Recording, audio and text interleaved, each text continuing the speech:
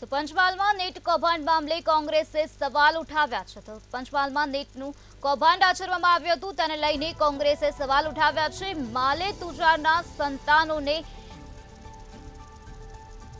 ગોઠવવા આવા કામ કરે છે। કલેક્ટરે જાગૃતિ દર્શાવી તેમને અભિનંદન પાઠવ્યા છે। પેટે પાટા બાંધીને માતા પિતા બાળકોને ભણાવતા હોય છે ત્યારે માલે તુજારના લીધે અને સ્કૂલોના લીધે આવી ઘટનાઓ બને છે।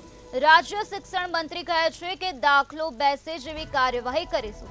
સરકાર કહે છે કે કોઈ ચમરબંધીને નહીં છોડવામાં આવે પણ સરકાર કોઈ એવી કાર્યવાહી કરતી નથી। મેડિકલ કોલેજમાં પ્રવેશ માટે MBBS ડેન્ટલ સહિતના અભ્યાસક્રમોમાં પ્રવેશ માટે નીટની પરીક્ષાનો સ્કોર એ મહત્ત્વનો સ્કોર છે અને નીટની પરીક્ષાના સ્કોરના આધારે જ MBBS BDS સહિતના અભ્યાસક્રમોમાં પ્રવેશ મળતો હોય છે।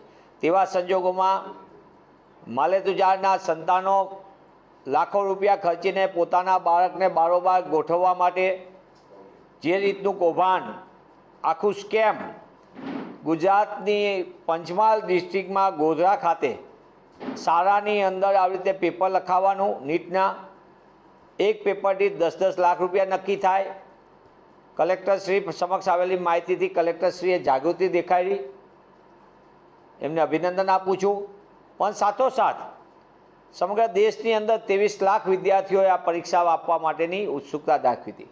ગુજરાતમાં 88,000 જેટલા વિદ્યાર્થીનીઓ છે ત્યારે મહેનત કરતા ગરીબ સામાન્ય મધ્યમ વર્ગના બાળકો એમના વાલીઓ પેટે પાટા બાંધીને એમના સંતાનના ઉજ્જવળ ભવિષ્ય માટે રાત દિવસ મહેનત કરતા હોય છે। તેવા સંજોગોમાં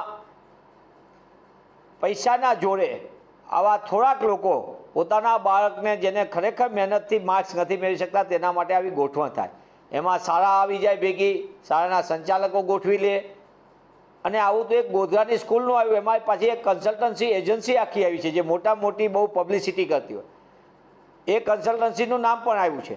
તો આ માત્ર